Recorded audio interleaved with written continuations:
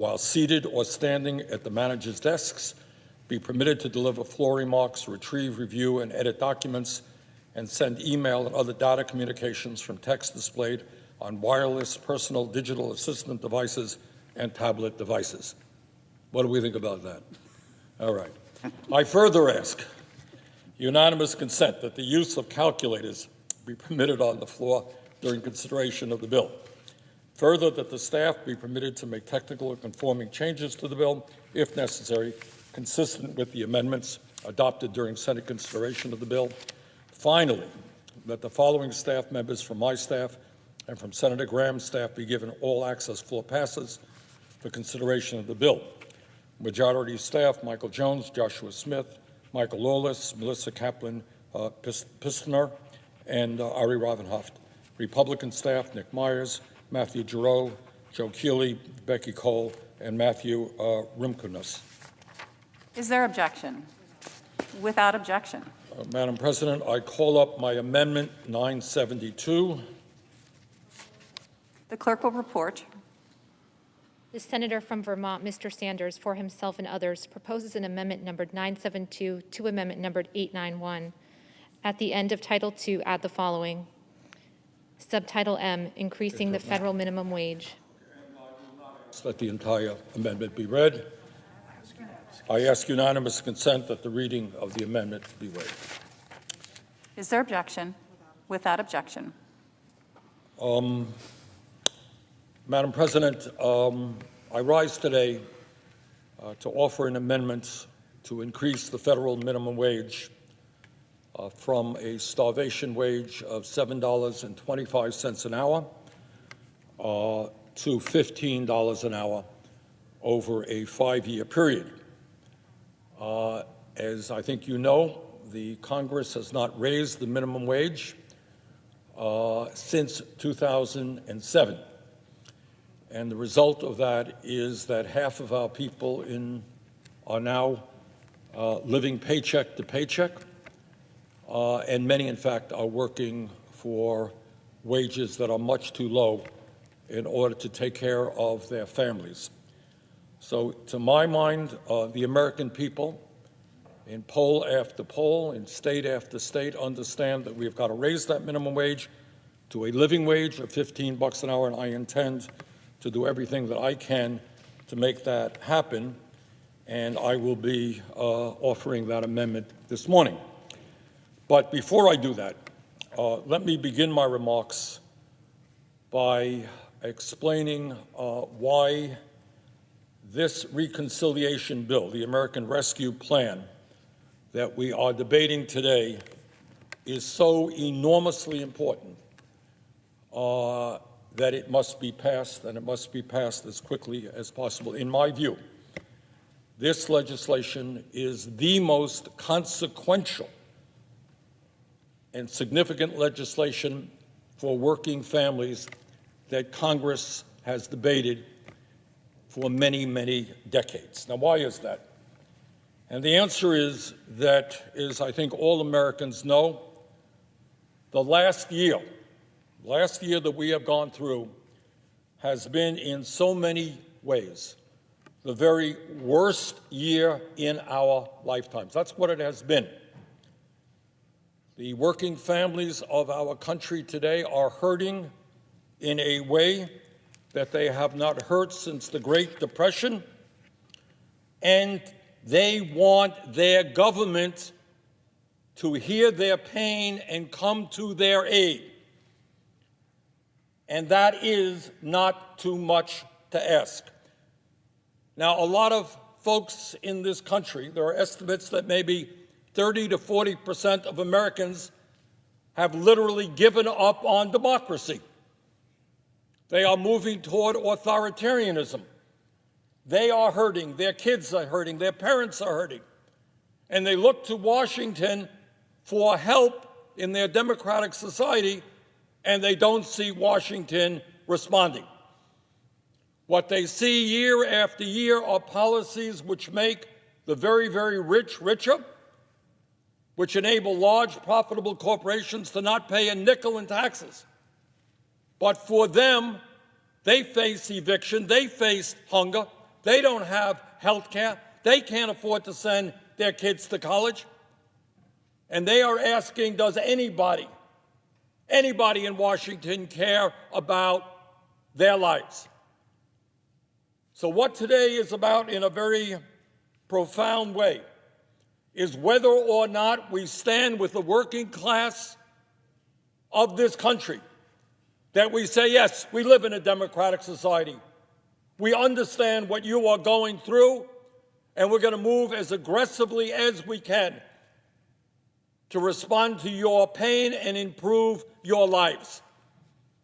So this is not just a health care bill, it is. Not just an economic bill, it is. Not just an educational bill, it is. Perhaps more than that. This is a bill which will answer a profound question. Are we living in a democratic society where the U.S. Congress will respond to the needs of working families rather than just the wealthy and large corporations and their lobbyists? That's what today is about. It is dealing with the pandemic. It's dealing with the economy. It's dealing with education, so much more. But most importantly, it is dealing with the issue of whether or not we are hearing the pain that is out there and we are responding to it. During the last year, as everybody knows, over 500,000 Americans have died of COVID and millions more have been made ill. Unbelievable. Unbelievable what we have gone through in terms of this terrible pandemic. COVID has not only caused massive death and illness, it has resulted in a way we have never experienced: social isolation. That means all over this country, you got old people, elderly people in their homes. They can't interact with their grandchildren, with their own kids, with their friends. You got young people who want to go to school, want to socialize, want to date, want to do things that young people do, and they can't do it and have been unable to do that for the last year. And that has resulted in a very sharp increase in mental illness in this country, something, by the way, that this legislation also deals with.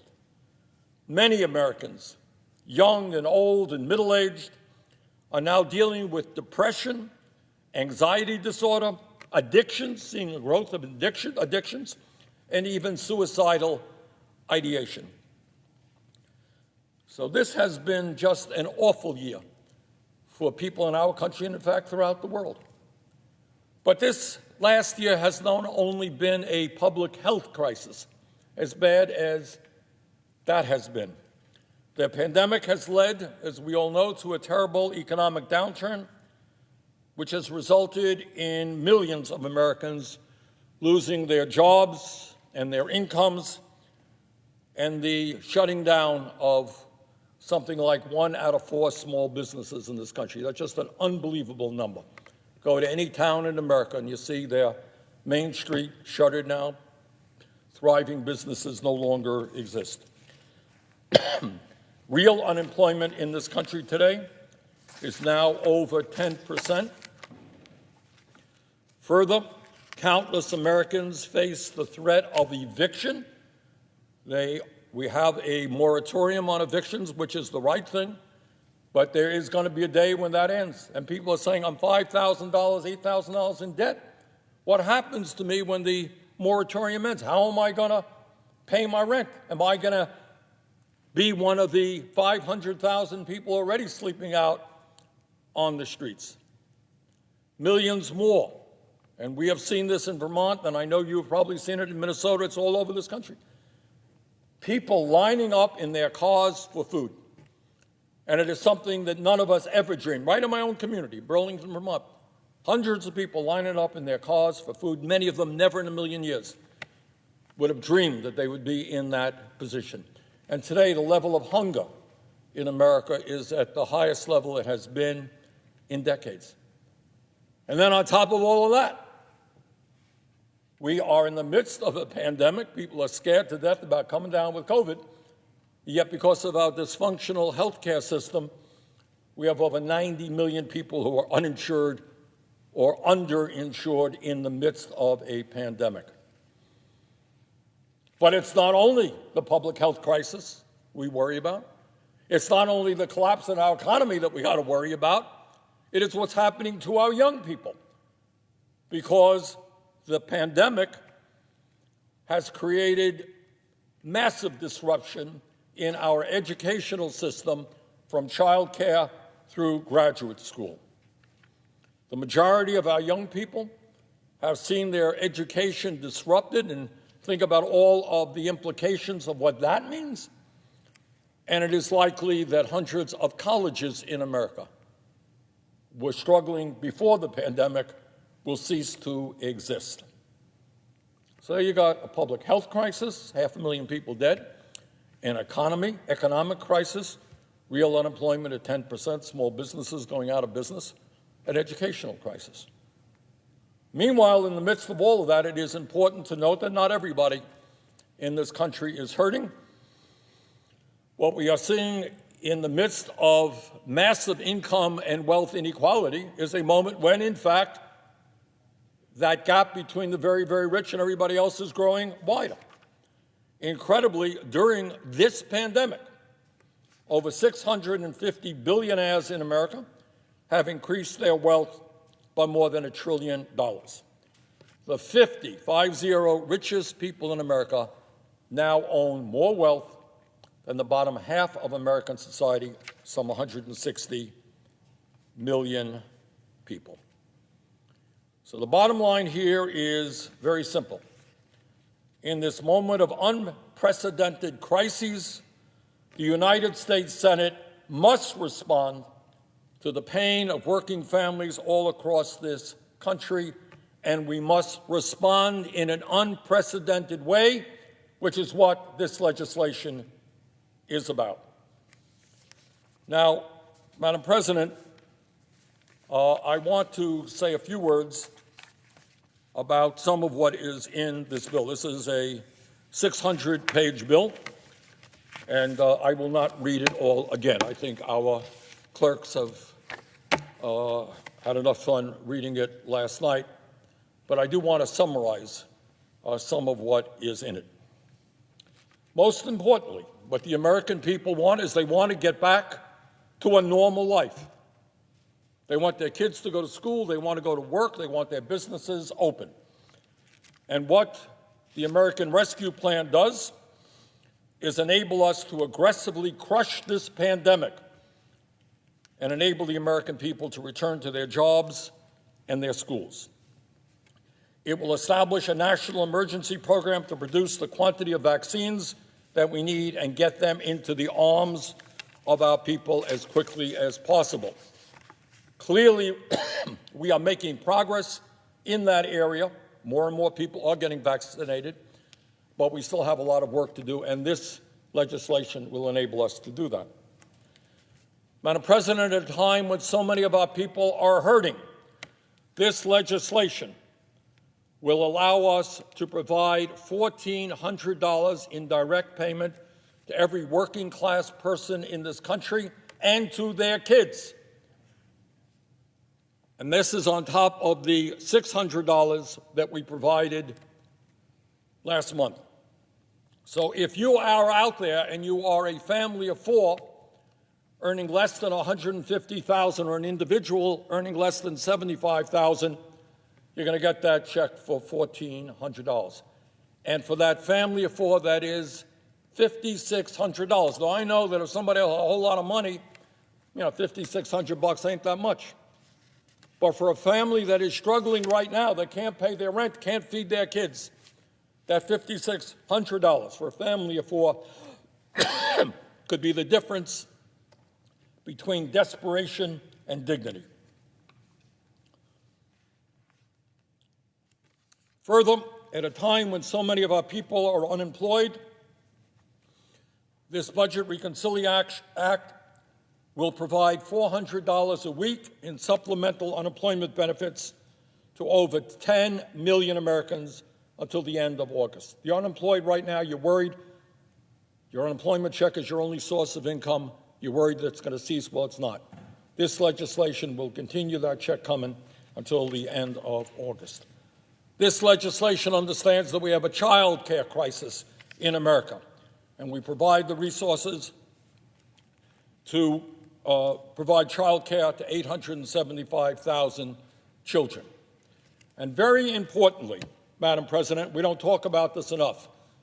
One of the absolute disgraces of our economy right now is the level of childhood poverty in America, which is one of the highest for any major country on earth.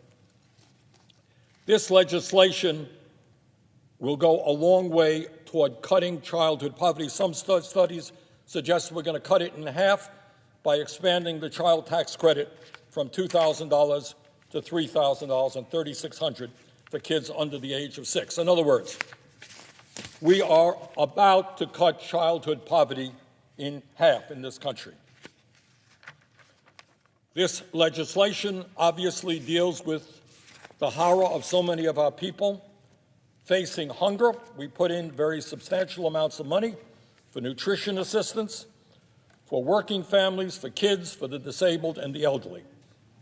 This legislation will provide rent relief, utility assistance, and mortgage assistance to millions of tenants and homeowners who are in danger of eviction and foreclosure. This legislation will protect the pensions of many millions of workers who are in danger of seeing their retirement benefits cut by as much as 65%. Madam President, not only is this $1.9 trillion emergency COVID relief package the right thing to do from a moral perspective, it is exactly what the overwhelming majority of the American people want us to do. The American people didn't want us to give tax breaks to billionaires. The American people did not want, as the Republicans fought to do, throw 30 million people off the Affordable Care Act. The American people didn't want that, but that is what the Republicans tried to do under reconciliation. Well, we have a different idea. Yeah, we're going to use reconciliation, which only requires 51 votes. We are going to use it. Not for tax breaks for the rich, not to throw people off of health care, but to provide the help that working class people need all across this country. Madam President, I am introducing, as I mentioned earlier, legislation and amendment today to raise the minimum wage to $15 an hour. Because of an unfortunate and, in my view, misguided decision by the parliamentarian, this reconciliation bill does not include an increase in the minimum wage to $15 an hour. In my view, it should have. And I think the parliamentarian was dead wrong. But more importantly, it is an absurd process that we allow an unelected staffer, somebody who works for the Senate, not elected by anybody, to make a decision as to whether 30 million Americans get a pay raise or not. Now, I don't care how the parliamentarian rules, no parliamentarian should have that power. If people here want to vote against raising the minimum wage, you have that right. You want to vote for it, and I hope you do, you have that right. But we should not shuffle off that responsibility to an unelected staffer. That's wrong. The amendment which I am offering today to raise that minimum wage to $15 an hour is co-sponsored by Majority Leader Schumer, and I thank him for his strong support. Senator Patty Murray, who is the chair of the Health, Education, Labor Committee, Senator Ron Wyden, who is the chair of the Finance Committee, and many others in this chamber. In fact, this amendment is similar in many ways to the legislation that I have offered, which is co-sponsored by 38 members of the Senate. And let us not forget, this legislation was passed in the House, and I want to thank my friends and colleagues in the House Progressive Caucus for their extraordinary leadership on this issue. This amendment is supported by some 300 national organizations, including the AFL-CIO and virtually all of the major unions in our country. And I want to thank in particular the SEIU, one of the great unions in America, who have led this effort for years in terms of the fight for 15, where people working in McDonald's and Burger King have gone out on strike and said, no, we can't make it on $10 an hour, $11 an hour. And I want to thank the SEIU. And because this legislation will help workers all across the board, but it will significantly help women who are unfortunately forced into low-income work more than the general population, more than men, and it will disproportionately help African Americans and Latinos who disproportionately are forced into low-income work. This legislation is supported not only by 300 organizations, but by groups like the Leadership Conference on Civil and Human Rights. They understand that if we're going to improve the standard of living of the African American community, we ought to raise that minimum wage. It is supported by the National Organization for Women, because again, this raising the minimum wage is a women's issue in a very significant way. Not totally, believe me, a lot of men out there who are working for $9, $10, $11 an hour, but disproportionately it impacts women. It is supported by UNIDOS and other Latino organizations, supported by the American Association of University Women, supported by Indivisible, Justice for Migrant Women, the National Domestic Workers Alliance, and the National Women's Law Center. And here is the simple truth, and that is that in the richest country in the history of the world, we can no longer tolerate millions of our workers being unable to feed their families because they are working for starvation wages. And that is not what I say, although I do say it. It's what the President of the United States says, who very, very strongly supports raising the minimum wage to $15 an hour, and I thank him for his support. You know, when we look at the economy, people look at the stock market, they look at a whole lot of indices out there. But at the end of the day, we have to ask ourselves, what is going on in the lives of ordinary people? And it is not acceptable to me that half of our people live in paycheck to paycheck, and millions of people are trying to get by on $9, $10, $11 an hour. And you know what? You can't do that. You can't do that in Vermont, and you can't do it in California, you can't do it in Minnesota. You can't do that. And our job is to make sure that we have an economy that works for all and not just the few, and that in order to do that, we are going to have to raise that minimum wage to $15 an hour. Frankly, it is disgraceful that Congress has not passed an increase in the minimum wage since 2007.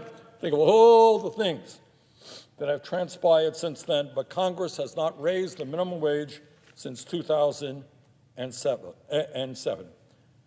And the reality is that the minimum wage has lost over 30% of its purchasing power since 1968.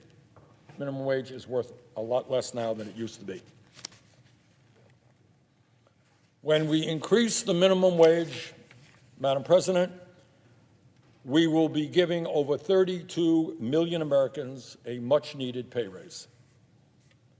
And let's be clear, raising the minimum wage to $15 an hour is an enormously popular idea. More than 60% of the American people in poll after poll support raising the minimum wage. Since 1998, this is really amazing. You know, I have some friends here who are nervous. Oh my goodness, how radical can it be? Should we raise the minimum wage? Oh my God, I'm scared of the American Restaurant Association. Well, since 1998, every time a state has had an initiative on the ballot to raise the minimum wage, it has won. In conservative states and progressive states. Put it on the ballot, it wins. Just as one example, in November, just this last November, election time, Joe Biden lost Florida, Donald Trump won Florida by 3 points. But in that same election, the people of Florida, and I say that to the two senators from Florida, 61% of the people in Florida voted to raise the minimum wage to $15 an hour. Florida voted for Donald Trump and voted to raise the minimum wage to $15 an hour. 8 states over the years, 8 states and over 40 cities have adopted laws to raise the minimum wage to $15 an hour. It's not a radical idea. And as you know, over just a few days ago, the House of Representatives did the right thing and voted to raise the minimum wage to $15 an hour. This is not a radical idea.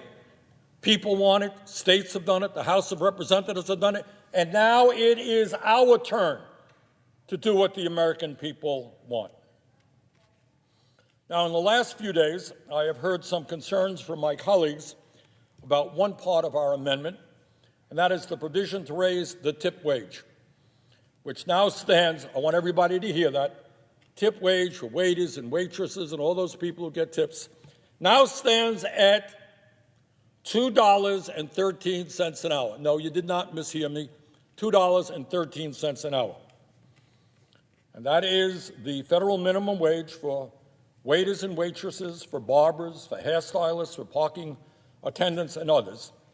And that tip minimum wage has not been raised since 1991, 30 years ago. You think maybe it's time to raise the tip wage from $2.13 an hour past 30 years ago? I think so. The proposal in this legislation would raise that tip wage from $2.13 an hour to $14.95 over a 7-year period. Now, time and again, our legislation gets misrepresented. People say, oh, you're raising the minimum wage to $15 an hour tomorrow. No, we are not. Tip wage is going to take 7 years. For better or worse, that's what it is. Now, the National Restaurant Association, a very powerful lobbying organization, has suggested to members of Congress that this legislation is opposed by restaurant workers and would be harmful to their interests. This is not true. One Fair Wage, an organization representing service employees, has just delivered to the White House a petition with 140,000 signatures from service workers who are demanding that they receive the same minimum wage as every other worker in their state. Polling among service employees and non-service employees also supports the reality that Americans want our waiters and waitresses and other service employees to get a fair minimum wage. Now, I have heard from some people that those people who are working in the service industry are doing really well, and they don't want an increase in the federal minimum wage. The tips that they are receiving are covering all of their needs. Leave well enough alone, they say. Well, today, 70% of tip workers are women who suffer from 3 times the poverty rate of the rest of the U.S. workforce.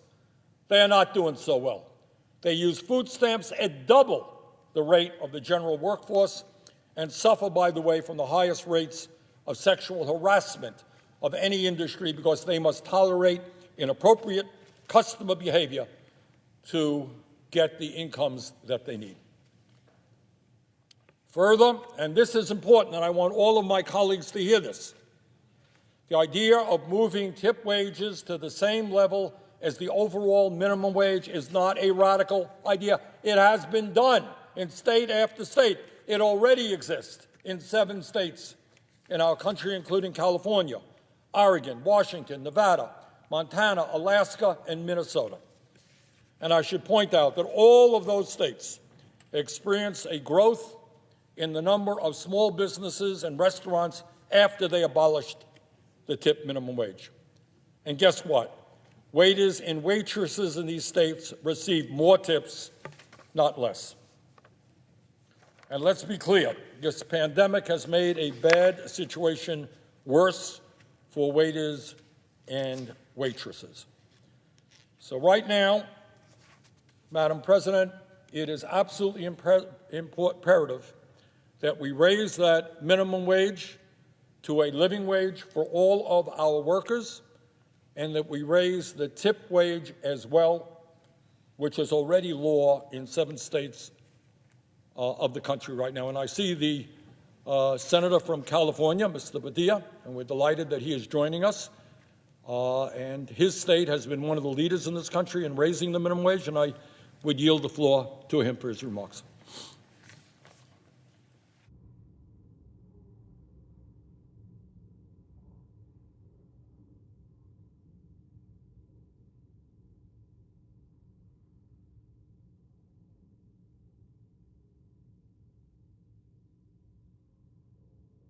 Madam President, Senator from California. Madam President, I rise today in support